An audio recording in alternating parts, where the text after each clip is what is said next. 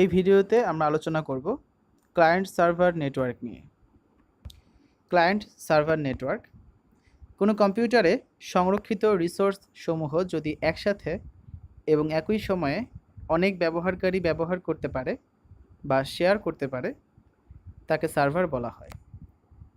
একে সার্ভার বলা হয় কারণ এটি বিভিন্ন ব্যবহারকারীকে একই সময়ে বা বিভিন্ন সময়ে বিভিন্ন ধরনের সার্ভিস বা সেবা প্রদান করে থাকে।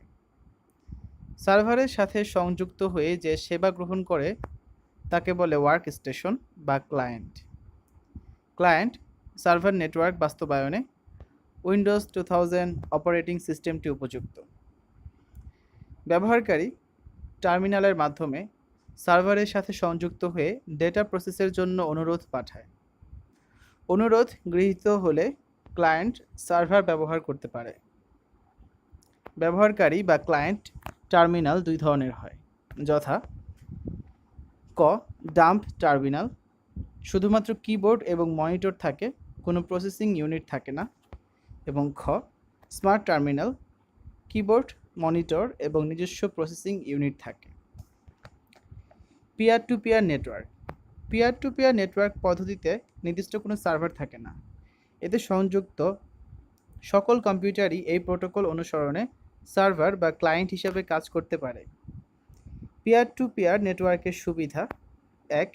নেটওয়ার্কের সেটআপ খুব সহজ। 2. ব্যবহারকারী যে কোনো রিসোর্স ভাগাভাগি করতে পারেন। পিয়ার টু পিয়ার নেটওয়ার্কের অসুবিধা: 1. নিরাপত্তা ব্যবস্থা খুবই দুর্বল। 2. কেন্দ্রীয়ভাবে নিয়ন্ত্রণে কোনো ব্যবস্থা নেই। 3. একাধিক নেটওয়ার্কের সাথে সংযোগ দেওয়ার অসুবিধা। প্রক্সি সার্ভার প্রক্সি হচ্ছে এক ধরনের কম্পিউটার নেটওয়ার্ক যা ইউজারকে ইন্টারনেটের সাথে পরোক্ষভাবে যুক্ত করে দেয়। আর যারা এই ধরনের সেবা দিয়ে থাকে তারা হচ্ছে প্রক্সি সার্ভার, অর্থাৎ ইউজার ও কাঙ্ক্ষিত ওয়েবের মাঝে অবস্থান করে।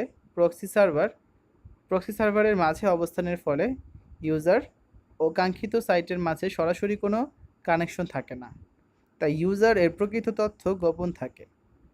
সহজ ভাষায় প্রক্সি সার্ভার এর মাধ্যমে আমরা নিজেদের তথ্য গোপন রেখে নেট ব্রাউজ করতে পারি। পিং কমান্ড এই কমান্ড দিয়ে মূলত হোস্টের সাথে ক্লায়েন্ট পিসির নেটওয়ার্কের কানেকশন এবং ল্যাটেন্সি পরীক্ষা করা হয়। এটার কার্যনীতি হচ্ছে এটা একটা পিসি থেকে একটি রিকোয়েস্ট অন্য হোস্টে পাঠায়। অন্য হোস্ট মেশিন সেই রিকোয়েস্ট পেয়ে ফিরতি একটা রেসপন্স পাঠায়। সেটা প্রথমে পিসি গ্রহণ করে আউটপুট দেখায়। নেটওয়ার্ক কানেকশনে কোনো সমস্যা থাকলে ফিরতি রেসপন্স পাওয়া যাবে না।